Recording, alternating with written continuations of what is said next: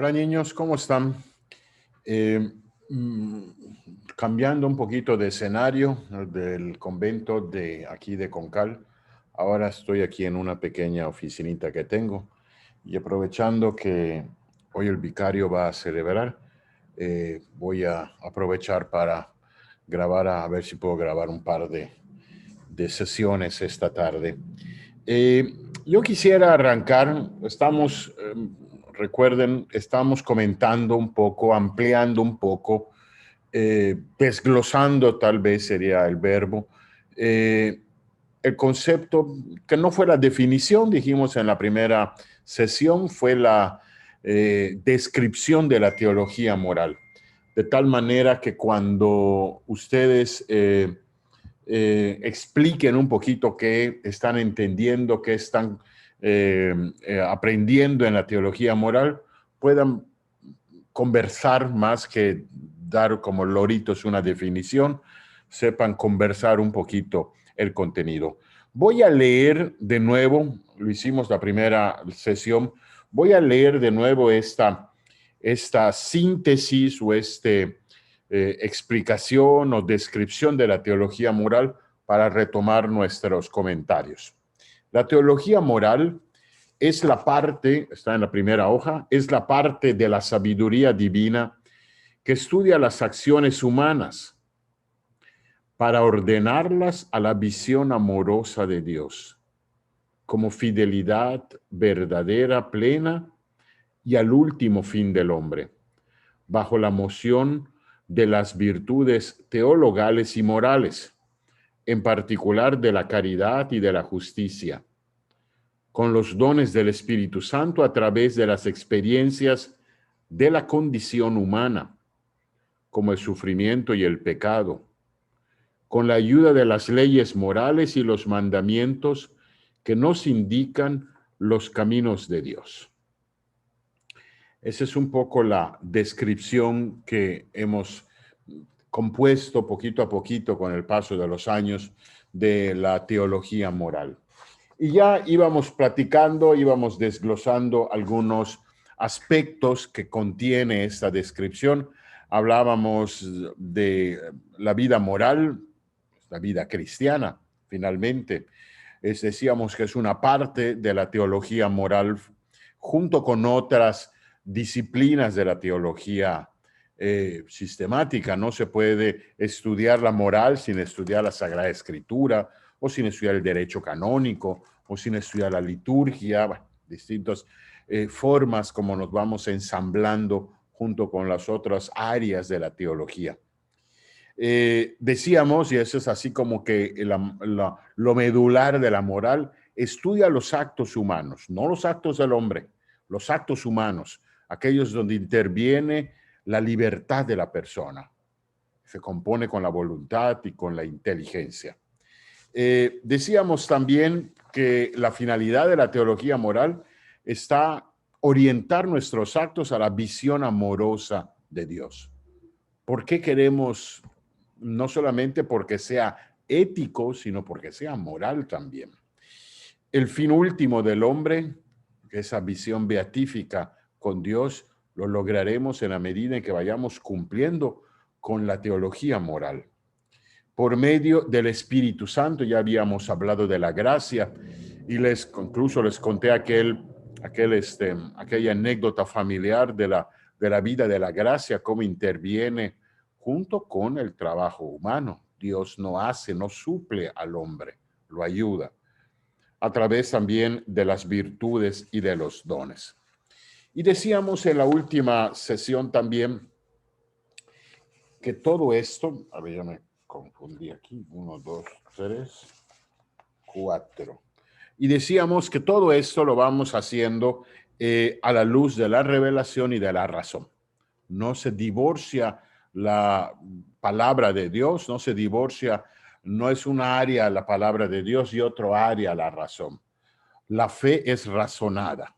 Ya conversábamos aquella descripción, si no me equivoco, del Papa Juan Pablo II, o ya me confundí, sino del Papa Ratzinger, que era eso, ¿no? Son como las alas con las cuales puede volar un ave. El ave necesita sus 2 alas para volar. el ala de la fe y el ala de la razón. Y luego, pues, íbamos aterrizando un poco cuáles son los campos de la teología moral. Y hablábamos, en primer lugar, de la obligación moral. La moral es obligatoria. Actuamos porque se nos obliga. ¿Qué pasa si no cumplimos una obligación? Poníamos algunos ejemplos a propósito de esto. Hablábamos finalmente, y lo hicimos de una manera extensa, y les mostré un libro que ya guardé, de la felicidad. La felicidad, una verdad olvidada, subtitulamos en la página 5. Incluso cuando hablábamos de la felicidad, aterrizábamos también en el dolor. Les prometí que les iba yo a mostrar un libro, permítanme. Aquí está. Bueno, no es exactamente del dolor, pero es del mismo autor del libro este de la felicidad, Francisco Ugarte Corcuera, miembro del Opus Dei. Bueno, tiene este otro libro, que me parece que ese es primero que el otro, que se llama Del resentimiento al perdón, una puerta a la felicidad. Les tengo que decir que este librito, además, miren ustedes, esto se va así, no es que sea una novela, porque no es, ¿no? Pero este librito magnífico, magnífico a propósito del resentimiento. ¿Cuánta gente no vive llena de resentimientos en su vida o de odios? Y este librito puede dar muchísimas pistas, muchísimas luces para abordar el tema. Pero cuando hablábamos de la felicidad, hablábamos también del dolor. Y hacíamos, me parece que les recomendé, no lo tengo aquí a mano ahora, el libro del padre Ignacio Larrañaga, Del sufrimiento al perdón. Así se llama el libro. Del sufrimiento al perdón.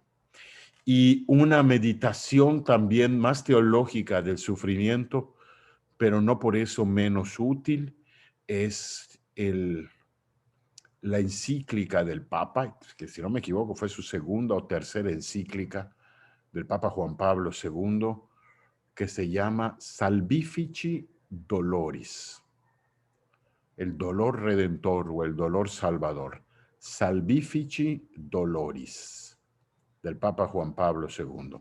Se la habrá escrito el Papa a principios de los 80, 81, 82, 83, por allá. Bueno, en internet en 2 segundos ya se tiene esa encíclica. Bueno, hablando de los campos de la moral, ya pasamos a la página 6. Hay un subtítulo que ustedes van a encontrar y van a poder leer, El amor en la moral. Sobre la virtud del amor ya hemos mencionado algunas verdades en los apartados anteriores. Ahora solo expresaremos que el amor, la caridad, ocupa el lugar central de la moral cristiana, en el inicio de la vida misma del hombre. Dice el Papa, también Juan Pablo II, en la Redentor Hominis, así fue su primera encíclica. Dice el Papa Juan Pablo a propósito de esto. Miren, escuchen qué interesante. El hombre no puede vivir sin amor. Él permanece para sí mismo un ser incomprensible. Su vida está privada de sentido si no se le revela el amor, si no se encuentra con el amor, si no lo experimenta y lo hace propio, si no participa en él vivamente. El amor es indispensable. Fuimos creados, redimidos y elevados a la vida divina por el amor. No existe otra respuesta que explique la decisión divina de llamar a la existencia al ser humano. Al mismo tiempo es el amor el último fin del hombre. La visión beatífica no es otra cosa que participar en el amor divino de la manera más perfecta que el hombre puede resistir. Finalmente hace también los apuntes se detienen en algo que ustedes van a estar leyendo y escuchando con relativa frecuencia, tal vez no tanta frecuencia como debería ser, pero se va a hablar, ya me lo brinqué, de la vida mística. Ese tema es consecuencia del anterior, del amor.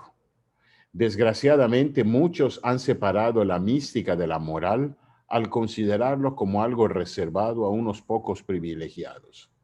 En realidad, toda relación de amor con Dios o con otra persona es por naturaleza mística, pues el amor significa entrar en el secreto de la persona amada, establecer una comunión en la cual conocemos y somos conocidos en lo más profundo, incluso en aquella dimensión la cual consideramos como la más secreta e íntima.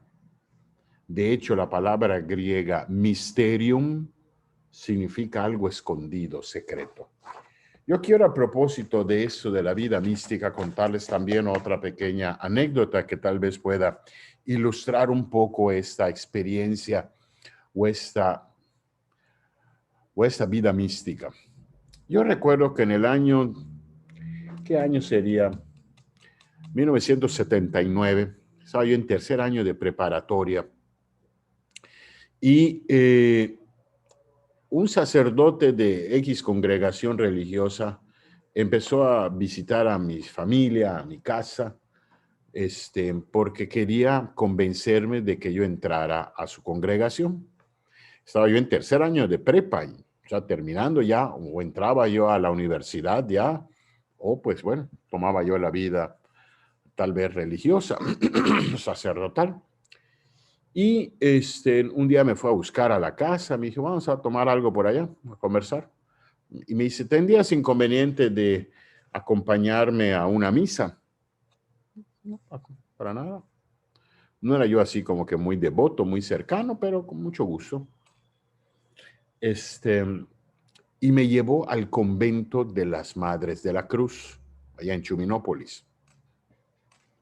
Yo nunca había entrado a ese convento. Yo no recuerdo haber entrado a ese convento. Tenía yo en aquel entonces 18 años. Pero nunca me acuerdo haber entrado a ese convento. Y entonces, pues, bueno, había hablado él para decir que iba a celebrar misa allá, ¿no?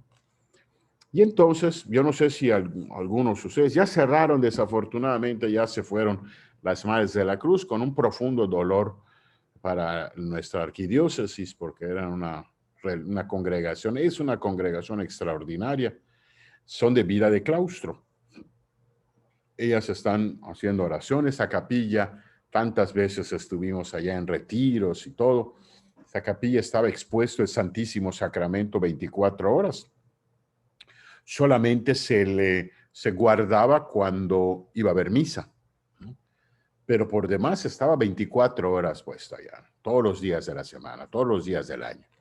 Y las religiosas, que eran como 15 o 16, se iban turnando, tenían sus turnos. Normalmente estaban 2 en cada turno. Entonces, cada hora se cambiaban, cada hora se cambiaban. Había momentos en que estaban todas juntas cuando hacían su oración comunitaria, hacían sus laudes, sus vísperas, la hora intermedia, las completas. Pero normalmente las 24 horas, en la madrugada, al amanecer, en la noche.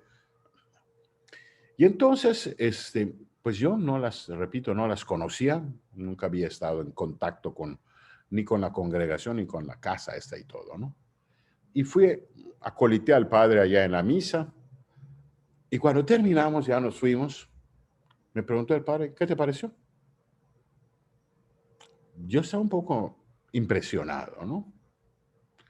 Y le dije, pues a mí me parece que es un desperdicio que estas buenas religiosas, las buenas madrecitas que están acá,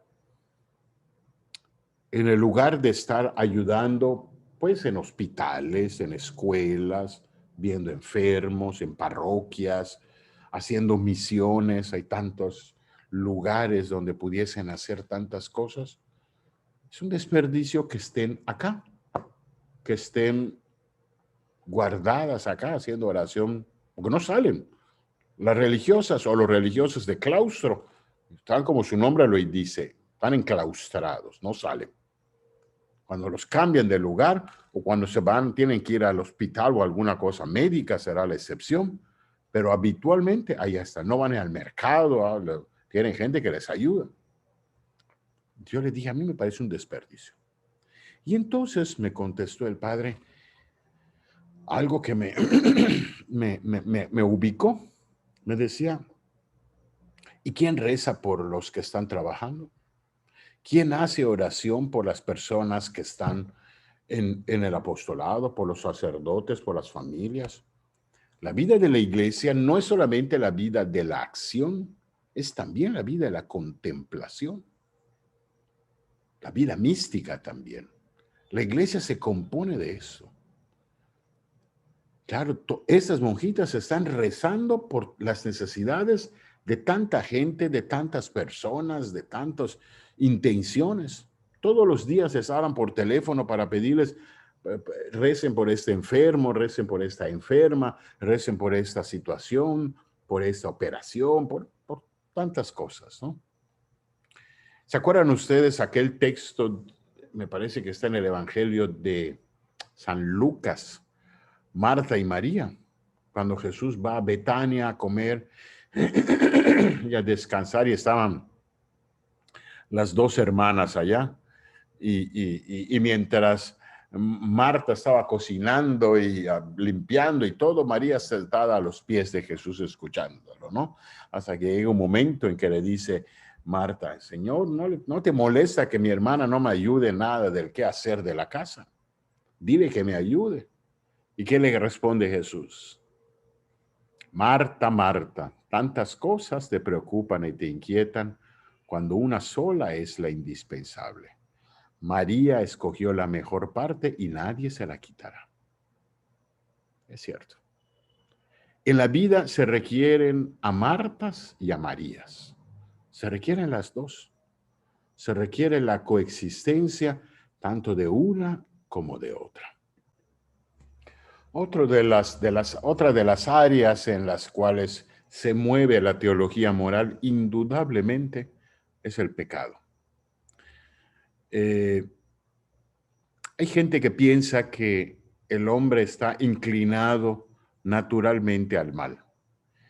Y con eso justifica sus errores o sus propios pecados. Vamos a poner un ejemplo. Una persona que es infiel en su matrimonio, ¿no? Y pues bueno, ¿y cómo se justifica una cosa así? No falta gente que diga, pues es que soy humano.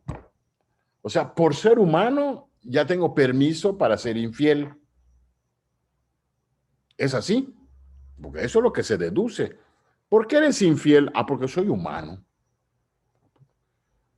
Entonces, solamente los que no son humanos no van a pecar. O sea, no, hay algo que no cuadra ya, ¿no? Recordemos la naturaleza humana, ¿no? El ser humano nace de las manos de Dios y nace limpio, nace puro. Fuimos creados por Dios y Dios no hace basura. Dios no hace pecado, Dios no se equivoca.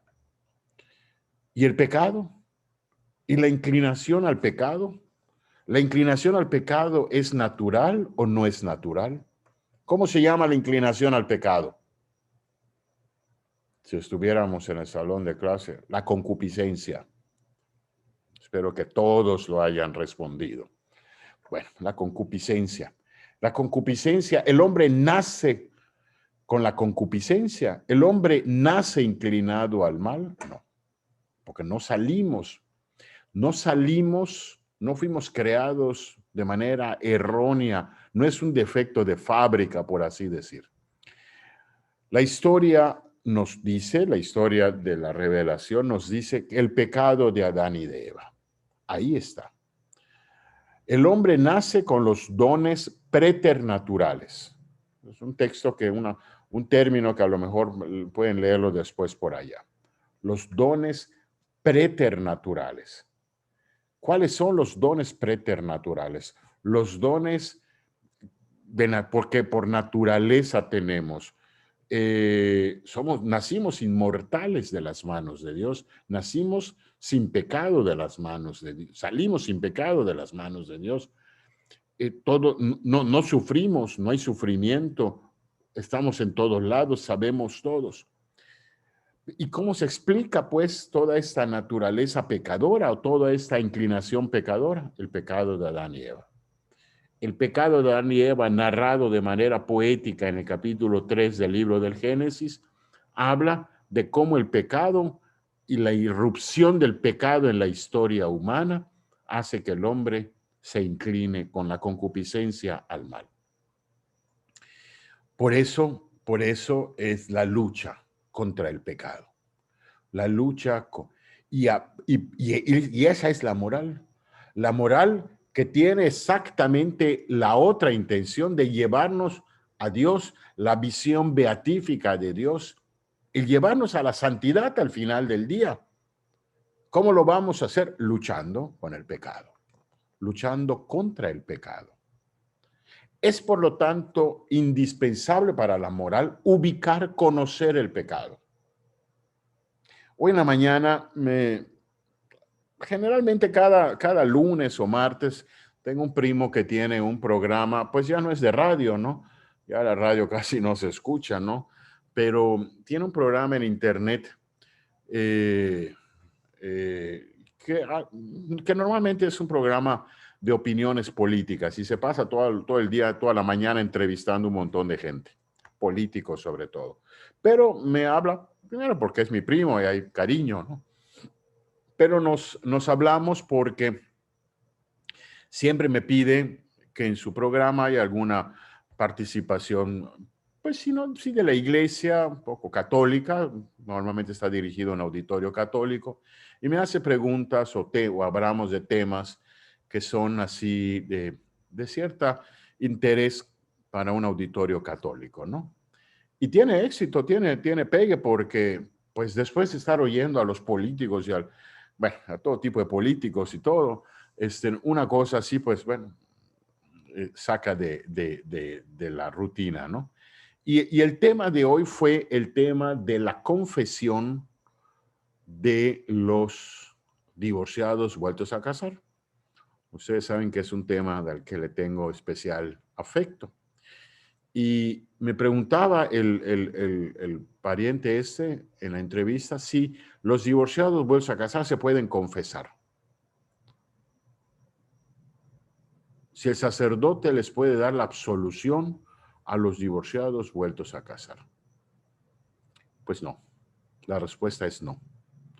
Y no falta la gente que a lo mejor con mucha superficialidad y sobre todo con mucha ignorancia, condena, se queja, critica a la iglesia de retrógrada, de no comprensiva, pues ya saben ustedes, ¿no?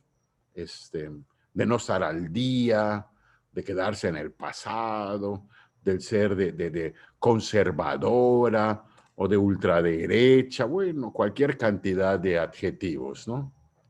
¿Por qué no le puede dar el sacerdote la absolución en confesión a un divorciado vuelto a casar? ¿Por qué? Porque su situación de pecado permanece. Y no puede absolver el sacerdote unos pecados y no absolvérselo, no. La confesión, como van a estudiarlo un poco más adelante, la confesión tiene que ser íntegra. El sacerdote no puede confesar o absolver unos pecados sí y otros pecados no. El sacerdote tiene que absolver todos los pecados.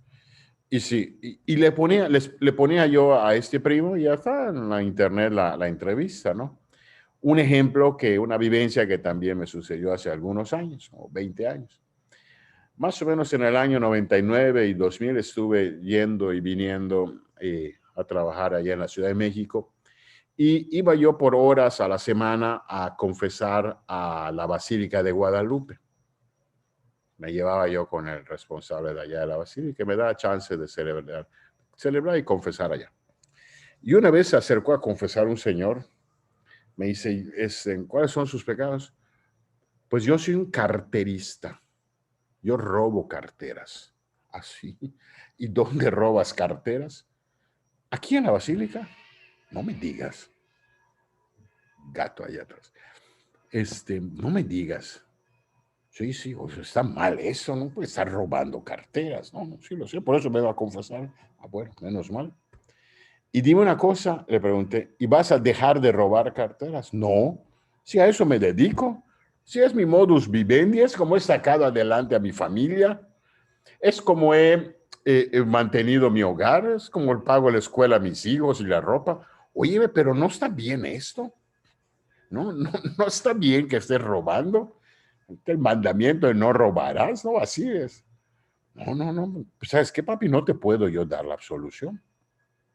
Oye, no sea mal. No, es que no te puedo. ¿Y cómo voy a darle de comer a mis hijos? Pues trabaja, pero no una cosa decente. Eso es un pecado, ¿no? Pues no te puedo dar la absolución. Se fue muy molesto, claro.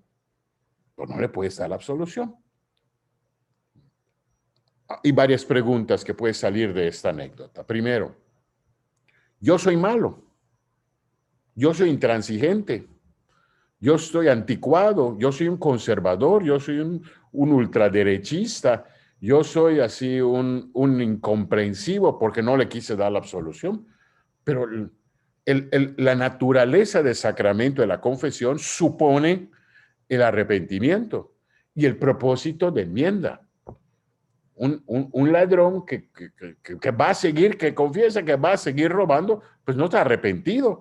Reconoce que el robo es un pecado, sí lo reconoce, pero no está arrepentido porque lo va a seguir haciendo. Por eso no se le puede dar la absolución.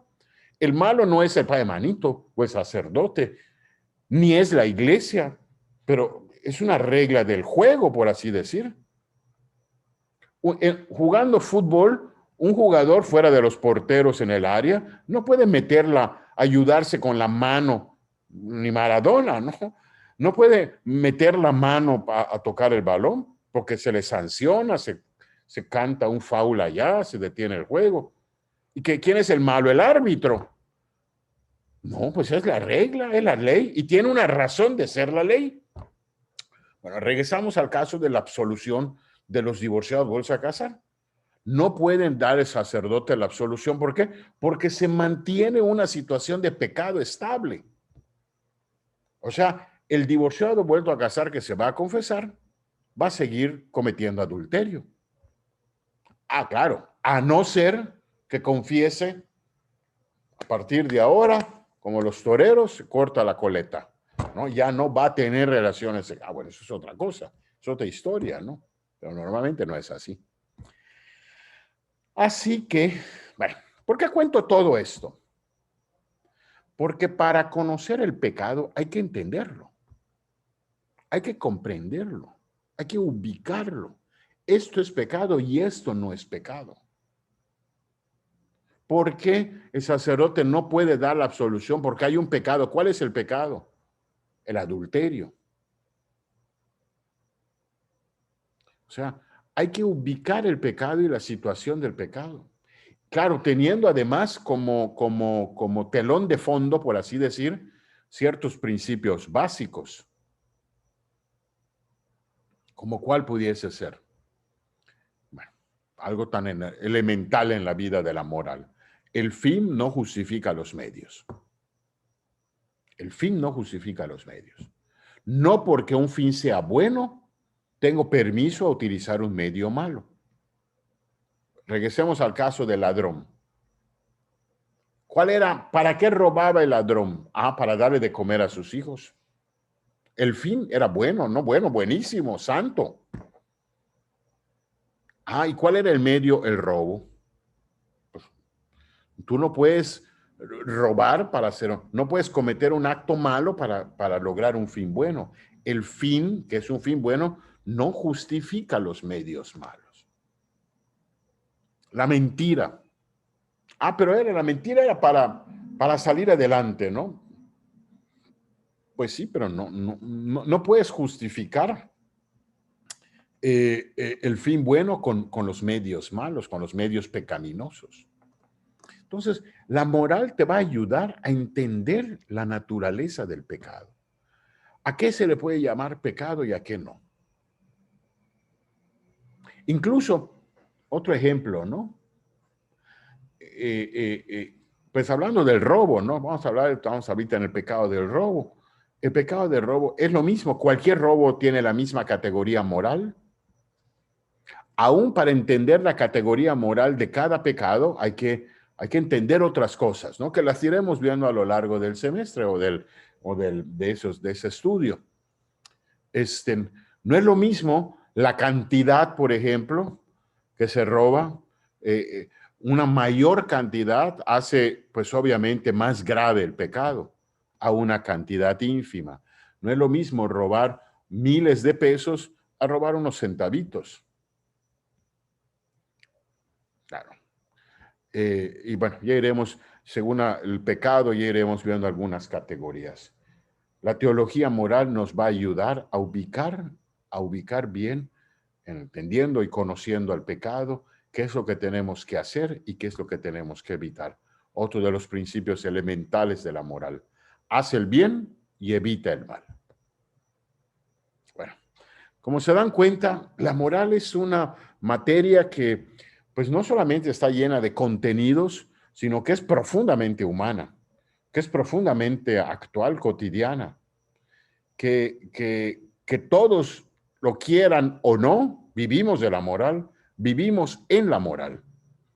Es por eso que ojalá que gocemos esto con una enorme ilusión, que leamos no para pasar un examen, no para aprobar una materia, pero leamos para ir creciendo humana y cristianamente. Les mando a todos un cordial abrazo y ojalá haya sido yo explícito en esto. Chao.